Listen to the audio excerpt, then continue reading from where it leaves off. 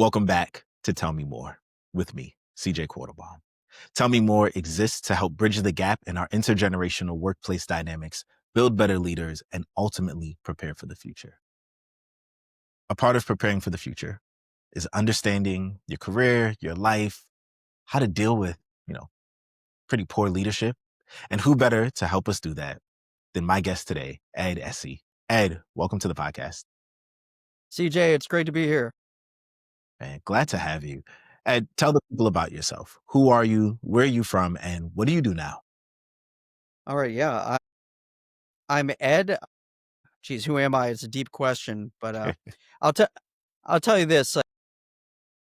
I know I have this benefit of knowing that I'm in this body on this planet at this time to empower people to know their worth and use their gifts to make meaningful change in the world. And that's a calling I've had really good understanding and clarity on. I get to do that in my job at Microsoft. I work at Microsoft. I'm in an innovation program called the Microsoft Garage, where I'm the senior director of business value. And that basically means I'm an innovation coach. I get to help passionate people who have all different kinds of ideas all over the world in all different kinds of domains and help them figure out what are their strengths, how to build together teams of other passionate people with other strengths and work together to make meaningful change in the world. Really cool. How'd you get into that work? How did I get into that work? Uh, well, it's my my story. Like, so I always wanted to uh, build businesses and like integrate, like when I, or like innovate. So like when I was a kid, like many kids, I love playing with Legos. Did you play with Legos as a Oh, of kid? course. Of So course. when I was 5, I first saw this Lego robot competition on TV, and it was hosted by MIT, and I really wanted to go to that. And I told my mom, I was 5 years old, like, "I wanna go to MIT. What is that gonna take?" And she told me, and, like, from 5 to 18, I focused on what that took, and I got into MIT, and I got to meet all these incredible people at MIT, and the weird thing was I graduated college in 2001.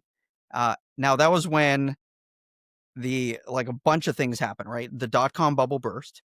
The World Trade Centers got, destroyed by some terrorists in airplanes, like, Enron fell, like, I was a part of, like, all of that actually, because I was in all of those places or touched in some ways, like, and, uh, I wanted to work in a startup, but the day I pitched, the day our company were pitching to investors and we did our press release was September 11th of that year, Wow. and so nobody paid attention to our press release. I ended up at Microsoft, but I was in my heart, I was a startup person. I was an innovator. And here I am at one of the largest companies in the world at the time. And I never saw myself as a large company person.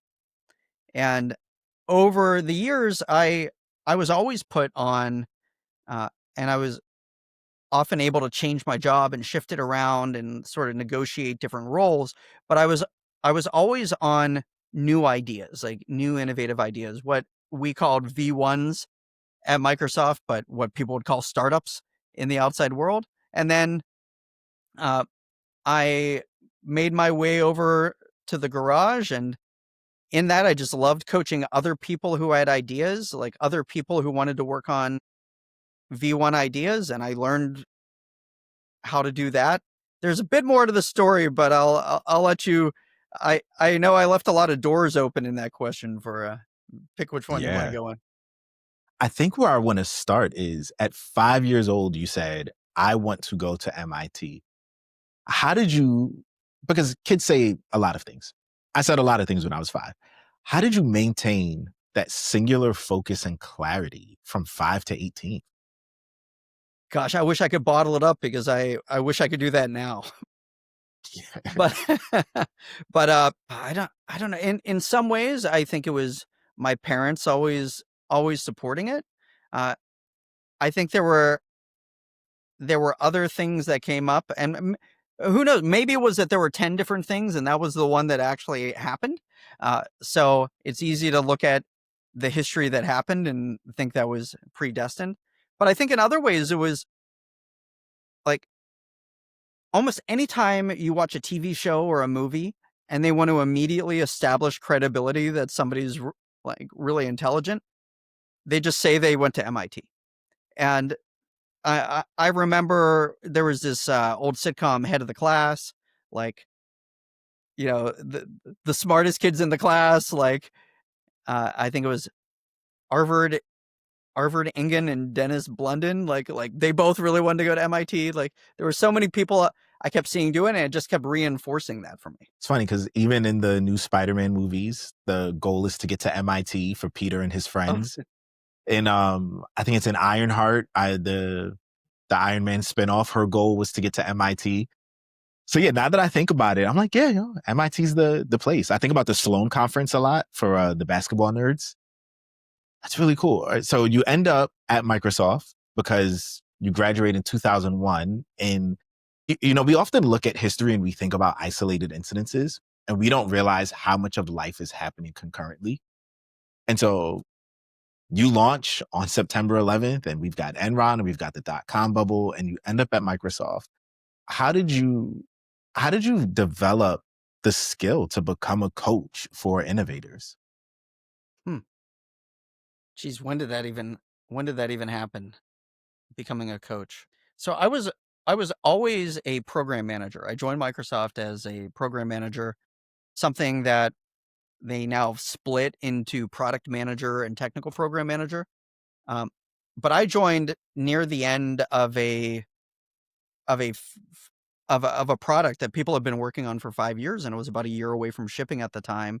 And they threw me in with these very senior developers, and they're like, Ed, your job is to be the program manager for these features.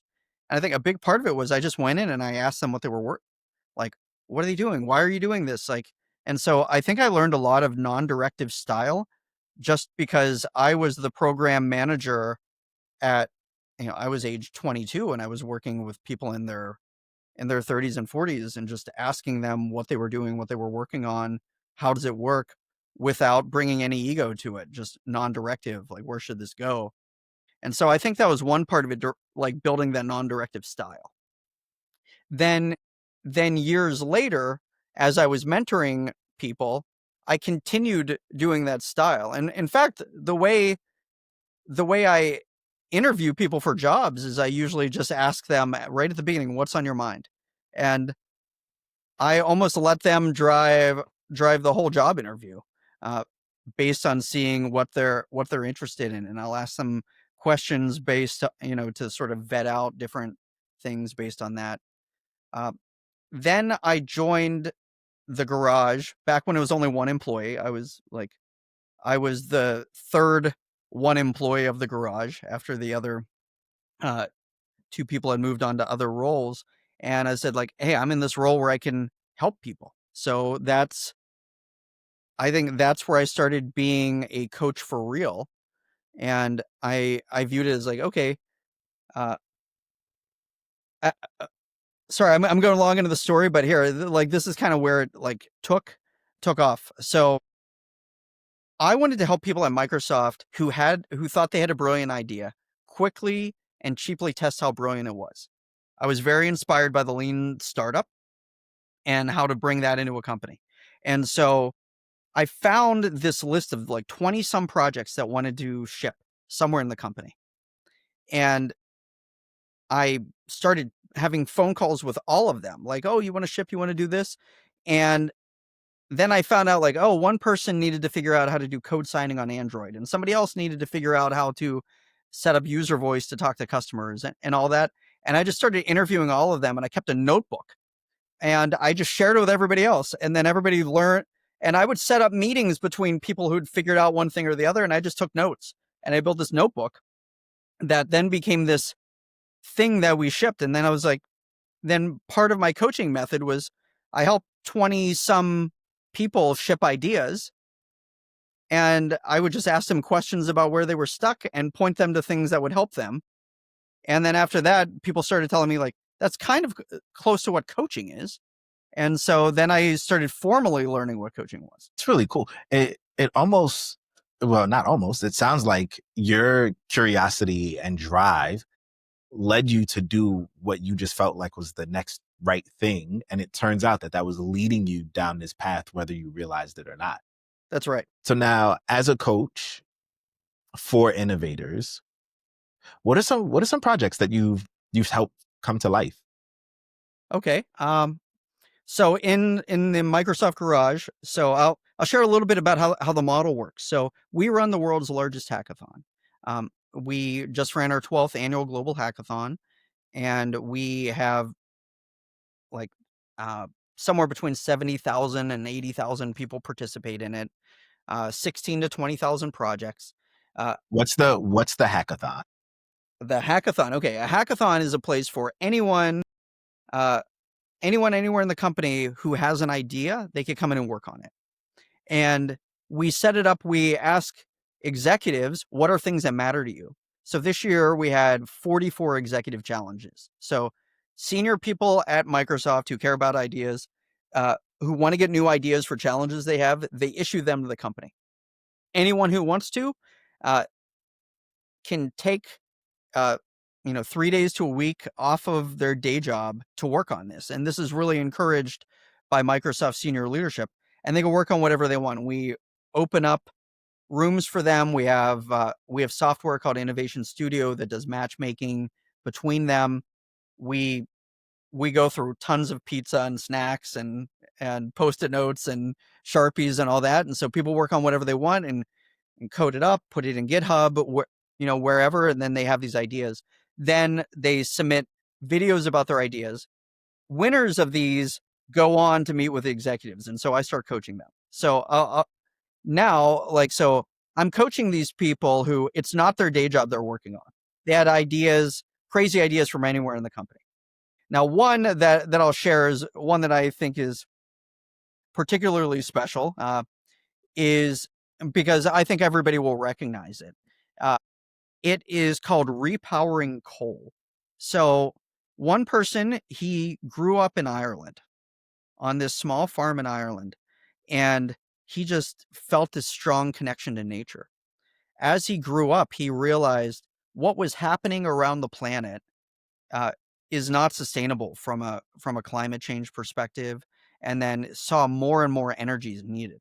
So he dug into this and he says, you know, there's renewables, but also nuclear power is one of the most important things. He had no nuclear power background, no energy background.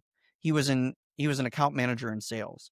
He got together a team of 30 people from around the world, some with nuclear uh like nuclear chops, some people who were cloud engineers and so on, and made and found a partner called TerraPraxis, and made a deal with them that we could start replacing old coal plants. So there are coal plants all over the world that there's not enough coal for them anymore. So they're getting mothballed. And they figured out a way that they could remove the core of the coal plants and put in a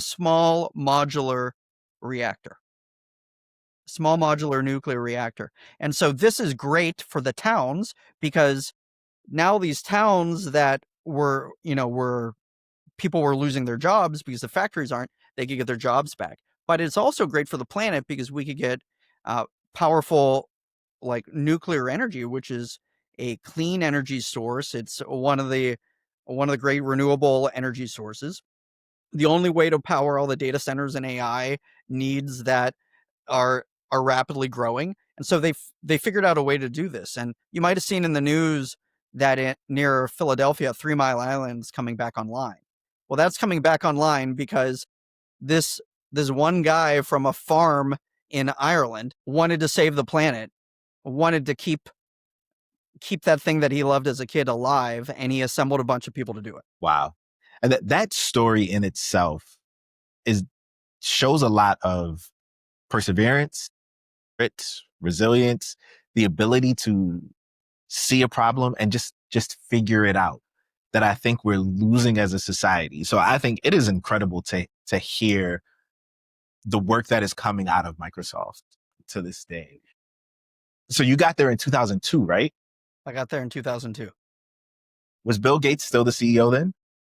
He was still in charge. Ballmer had just become the CEO. Bill Gates had created a different title for himself, Chief Software Architect, and Steve Ballmer reported to him.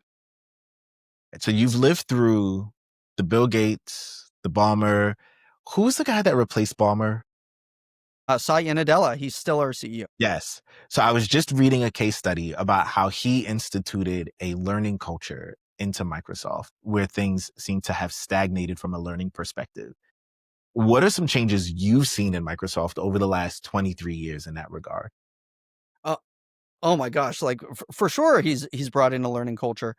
He began as CEO in 2014, and it actually has a direct tie into my job in the garage because uh, his first public address to the company, with himself as CEO, he did it in the garage headquarters in Redmond, Washington. And if you ever come by Seattle, come hit me up. I'll take you there. I'll take you to the spot he was standing in when he did it. But it sent a message to the company that of what was important to him. And he was, we were talking with him backstage in the green room, and before he came out, he was talking about, uh, there's a line he's famous for saying: "The world doesn't respect tradition; it only respects innovation." And he was looking to overturn traditions of the past that weren't working. And one of them, it was great. It was this epic thing. We would rent out the stadium in Seattle where the Mariners played and invite the entire company to uh, to a company meeting there. And he said, "Well, I want to change that. I want to flip it around. I want to hear from everybody in the company what they care about." And so that's when we came up with the global hackathon. And so we had we had already been talking to some of his staff members about it and so on. And that's when he replaced the company meeting with this idea called 1 week, with the global hackathon as a core part of it. And the hackathon, a big goal of that was anybody could work on whatever they want and learn from that experience. But also, the executives, instead of being the ones on stage, would now walk through the hackathon and talk to customers about what they cared about. I mean, sorry, not customers. Talk to employees about what they cared about. Though we do bring customers into it. This is incredible because a lot of leaders, especially new leaders, they're walking into a situation and the temptation is to say, this is what I want to do. I'm in this position because I have the gifts, the skills, the competency, the credentials. I was chosen for a reason. And it takes a lot of humility to look and say, what do my people need? What are my people asking for? So that for some people, I'm like, oh, well, he just stopped doing a meeting in one place and replaced it with this other thing. But that he sent a signal, like you said, about what's important to him. Man, I love that. So you have never worked for a toxic leader, I but never have. you've coached a lot of people who have. I have. What are some signs that people should look out for when it comes to toxic leadership? Okay, so one of the one of the things is like you got to do this at the interview. And so I think a lot of people don't frame their interviews this way. They think it's their job to get hired and to have them pick you. And so people will do almost anything to get picked and hope they get picked. And I know in trying times like this where it's hard to get hired, you might make the mistake of going after any job that comes your way. But what I encourage people to do is reframe that and thinking about you're also hiring your boss. And so you're interviewing for, is this person qualified to be my boss or not? The, the number one dissatisfier for people in the world is their boss. Like, I mean, not anything in their personal life, not the company they work for, not their like financial situation. It is their boss at work is the like number one correlation between whether people are happy or not. So the first thing is you got to interview your boss. But you asked me the question, now what do you interview your boss for? You want to ask them questions like, when was the last time somebody on your team got promoted, and why did they get promoted? You want to understand what was it that was valued and see what stories they could tell. You want to see other people when that boss comes into the room, how they react. Are they happy and smiling to see their boss? Do they look a little nervous and hunched over? Like, you want to read those details in people. And then I think another important question is to ask your boss, like, what would you like to see accomplished in the first 90 days? What's going to matter? Fourth question is, what is something you're proud of having accomplished? And you want to see if they're using language about themselves or about what people on their team have. That I could last keep one going is deeper, but I'm really going to leave it good. there. for now. Yeah. No, I think about a lot of the times when we're looking for jobs and we're interviewing, we don't think of this goes both ways. And, I've been in a position in life where I've hired probably 100 people, interviewed 3 times as many. And I would always say on these interviews, hey, this is just as much an interview for me as it is for you, because you need to see if we work well together. And yet I have found myself in times where I'm like, no, I just need a job. So I'm going to ignore every red flag and I'm just going to go with it. And I think we forget when it's us that, hey, this goes both ways. I had a situation where I interviewed at this place and the only thing that mattered to me is that I was doubling my salary. I had a second kid on the way, lived in New York. I'm like, doubling my salary. That's all that matters. But there was red flag after red flag. And I accepted the offer. And standard business practice is to negotiate your salary. So they make an offer. I come back and say, hey, I was hoping to get this. And the way this guy went off on me via email, talking about I'm a person of low integrity. This is a bait and switch. And in that moment, hindsight is 2020. In that moment, I should have been like, if this is how you respond to standard business practice, how are you going to respond to us? And I can tell you, spoiler, this was the worst 8 months of my life because that's all that You took it. I lasted there. I took it. Again, I'm doubling my salary. I got a second kid coming. I can handle anything. Learned a lot of lessons in that. So how do you help people deal with situations like this, deal with toxic bosses? What are ways people can protect themselves? Well, okay. First, I want to ask you something. You said you've interviewed a lot of people. Yeah. Now, when you interview people, you could probably tell the people who just want the job and will do anything, right? And versus the people who will push back a bit. Who do you tend to hire more? I like to hire the people who push back. You want to see that leadership, that respect that they have for themselves. And so I think, like, right in there is the key, because what you want to see is somebody with the ability they want to protect their own resources, which are arguably their most valuable, right? They want to protect how they spend and invest their own time. So if you hire somebody who doesn't protect themselves and their own time, well, what are they going to do with your company's resources? They're probably not going to use them wisely. And you're not going to develop them in the leadership. So a lot of people make the mistake of thinking, hey, I need to put in a lot of effort. I need to work a lot of hours. I need to do a lot of things. And they're not making good judgment calls. They're spending a whole bunch of time working on a bunch of stuff. They're devaluing themselves, right? So one of the things I talked about in my calling is to help people know their worth and use their gifts. So they're devaluing themselves. They're not taking a job that uses their gifts, where they can't even bring their best, right? They're in many ways often not working on the most important things for their company. So one of the first things is to help people understand what is truly essential to them. And so I break it down into what I call the 4 essentials, which is know what's your core, what's your calling, how are you going to care for yourself, and then what's your community. So when you know your core, your calling, your care, your community, you know what matters to you and what boundaries you're going to set and what you won't. If you don't know what you're protecting, it's hard to set boundaries. But once you have that firm understanding of who you are at your core, you know your self-worth, you know what your energy and time and skills can be used for and to do in the world. and you won't accept anything less. And you're talking my language. And I don't even know where to go from here because you drummed up a lot personally in me with Oh, that. okay. Being in spaces and places where you're not using your gifts and your talents to the best of your ability, where you're putting your best self on the shelf for what? And I think a lot of people find themselves in this place and they find themselves stuck and they don't know where to go from here.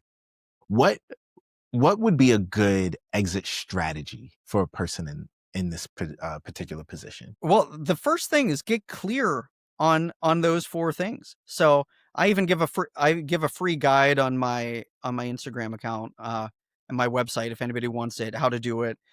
It walks through how to know those 4 things for yourself. If you're a person who uses AI, it even has prompts that will kind of coach you through defining these things for yourself. So that's that's the first thing I would do is have people get really clear on what these are. And then once you do that, you start realizing, hey, all the things in my life that align or don't align. And when you feel things don't align, sometimes a really good thing to do is just negotiate from where you're at. Like there have been a lot of times in my career where I felt I wasn't aligned at work and I was interviewing elsewhere. And then I realized I was like, you know what? I could be aligned at work if I made one change. What if I talked to my manager about this? So I went and I talked to my manager. I said, hey, look, I was about to leave. I was about to go do this thing. And I realized I want to do this other thing at work instead. That'll be more aligned for me. And I believe I'll be able to deliver more value uh, to our company as well. And my manager said, I would much rather have you do that than what you're doing now. That's more valuable to us. And so I negotiated changes in my career without even trying to. So it sounds like you need to be in a pretty healthy culture to get something like that where you can Maybe, make those pitches. maybe so. Like if you're in a situation where you're being like violently abused by your manager, or where you can't trust your manager or their manager or like even HR to support you, it's tough. I could go into theory. Like I think if you are radiating self-worth and you can't mess with me because I'm too solid, I think people won't mess with you. But I don't, uh and I want to be clear that I'm not talking about like blaming the victim in this case. So yeah, so I do think it's possible to get more of that if you're able to argue on why it's better for the business. Doing what I did where I wasn't trying to argue and I did have good trust with my manager. Yeah, you have to be in a healthy culture to do that. I think once you're in a culture of you know what you're worth, and you you're not going to accept anything less, you don't get bullied, right? But again, I want to be careful here. No, no, I get it. I think the experience for a lot of people is that dealing with toxic managers, it kills their self-worth and their self-esteem. And how do you suppose people go about rebuilding coming out of that? um, to me, it's still going to go back to getting like really clear on Yeah. really clear on your essentials. But then there are a lot of other techniques you could start doing on that. So um, I mean, for a lot of people, it's like they're in a situation where, say, their capacity's here. I'm drawing like a 100% line, and they're working like 120%, 150%, 200%. Maybe it's capacity of time, maybe it's capacity of worth. Like they're just giving too much of themselves to the job. I try to help people get it. Like the first step is how do we get that down to even? You're getting value for value.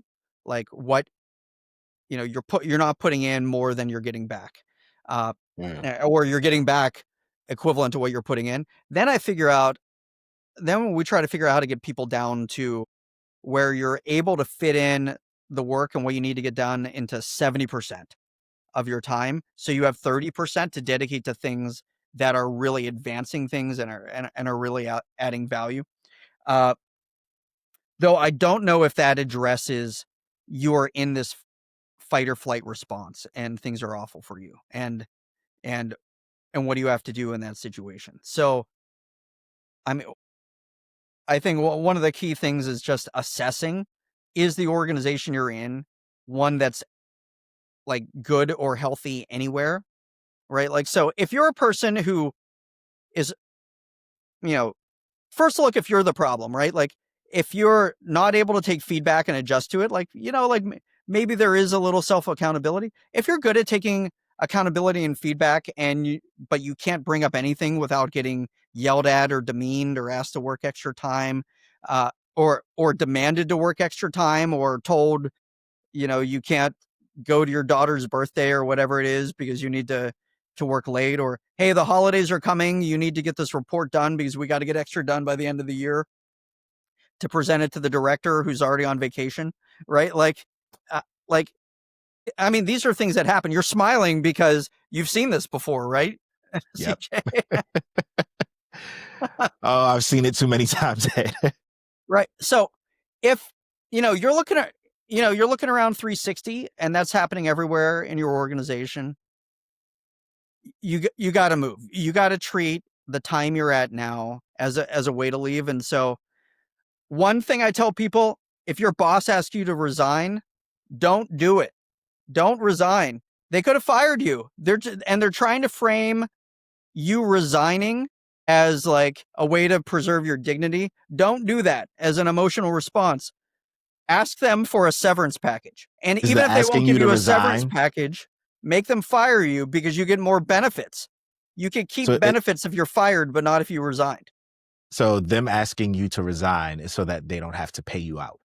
That's right. They're tricking you. They're Well, they're tricking you, tricking you. and they're emotionally manipulating you by framing it as dignity that you chose to resign. Reclaim your own self-worth by refusing to resign and asking for a package. And in at will states, maybe they won't give it to you. In uh, some places they will. Ask them, and the standard is uh, ask for 1 month for every year of service or a minimum of 6 months. That's what to ask for. So ask them to come up with a package. Many people are willing to and happy to do that. And that gives you now a cushion to reclaim your self-worth, rebuild your resume, do things that are going to help you. You're like, now you're being paid to interview for your next job by your last job. I worked in a place where the boss never fired anyone. He just made life so untenable that you eventually quit. And so when the person quit, it was always, well, it was their time, or they had other things they wanted to do, or it just wasn't a good culture fit. But it was, oh, no, it was you, but you were able to spin and craft the narrative in such a way that as a leader, you were able to save face. Yeah, because they will, if there's any amount of healthiness in the culture at all, and you know, like lots of people are quitting or asking to be like getting packages under a leader, they're probably going to get that leader's probably going to get pushed out. If the leader was saying they were getting good attrition by tricking you into resigning, like they're actually selling that up to their own management, like right, like you don't want to be a part of them looking good for a reason that hurts you. It's similar to like, don't take an exit interview because an exit interview is just to understand if you're going to be a legal risk to the company. Interesting. Interesting. I've heard some people say that the exit interview is your one chance to give true, honest feedback. But I like this perspective. This was something that I learned from. I'm not a lawyer myself. This is something, and so don't take my legal advice. If you really need legal advice, like look up an employment lawyer or a sorry, you look up employment law or workplace law. So that or labor law. That's what people should look up in those terms. But what I've heard from people is uh, they do frame it as a way to get honest feedback, but they're really just trying to figure out if you're going to be a legal risk later, and if they need to basically document stuff against you. Well, before we go, Ed, you got a book coming out. I do. Can you tell I do. Yeah. Tell me about this book. Okay, so this book is called The Inside Job, and that's the short title. The subtitle is The Entrepreneur's Toolkit to Mastermind Meaningful Change and Innovation. And it's about uh, lessons that I've learned from helping people like the project I talked about in nuclear and many more over the years get buy-in inside of organizations. But it's really the work you do to trust yourself that you could be the mastermind of this, to build a crew of people who you could all trust and rely on each other. And so I'm using some specific language here. So I didn't tell you this before, CJ, but my book uses heist movies. I love heist movies. So it So uses when you heist said movies inside as job, the that's what I thought metaphor about. for the whole book. And so you form your crew, you identify your target, you figure out who your mark is, and you're basically trying to get your sponsor to open the vault to what it will be to move your ideas forward. And this is not at all about tricking anybody. So it's not about that. It's about getting them to actually want to open the vault because of the value you're going to bring. So uh and it even talks about how, once you've got in the vault, how to deal with the twist that often happens in a heist movie, right? Like, so it goes through all this stuff, like the making montage. It covers that, the actual heist, the escape, the twist, what you do after, like, what the sequel looks like, whether it's Ocean's 12, Ocean's 13, like what's your sequel going to look like and how do you prepare it? So the book follows all of that. Uh, but I bet you could tell, even just by hearing this and the way I'm framing it, how these same techniques can be used, whether you're trying to get something grandiose like, you know, changing old coal plants into nuclear reactors and changing the world's energy, or it could even be used for yourself and your job, making that first small change that you could then compound through more changes. So I can't wait to read this book, Ed. So are you referencing specific movies throughout the book? I do reference some. I'll tell you something kind of fun, almost a little embarrassing, which is as part of, I was trying to research for every chapter of the book. I wanted an epigraph, like that's that little italicized part right after the chapter's Yeah. name at the top. And I wanted each one of these to be a movie quote from like a recognizable character. And so I was using some AI tools to help me research it. And it turned out AI hallucinated all of them. And so they didn't work out in fact checking. So I wrote my own in language, like in character, in world versions of characters for the epigraphs. But I do refer to other movies throughout. I wanted to refer to more though, but That's so AI was good. not up to the task of like searching the entire heist movie script bank. That's so good. Listen, this book drops February 2026. So make sure you go and get a copy. I can't wait to read it. And tell the people, where can they find you? They could find me. My website is at edessey.com. You could also find me on Instagram. I'm at ed.essey. And I'm on LinkedIn at, you can search me by my name there. So that's where they can find me. And what were those 4 C's again? The 4 C's: core, calling, care, and community. Core, calling, care, community. Hey, drop in the comments, which one do you need to grow in the most? Ed, thank you for joining me on this episode of Tell Me More. And thank you for tuning into another episode. I appreciate you. And I thank you for tuning in with me 3 weeks out of the month as we talk to different people, different subject matter experts about things that truly matter in this world. So drop a comment, share it, all of the things. And I'll see you next time as I ask you to tell me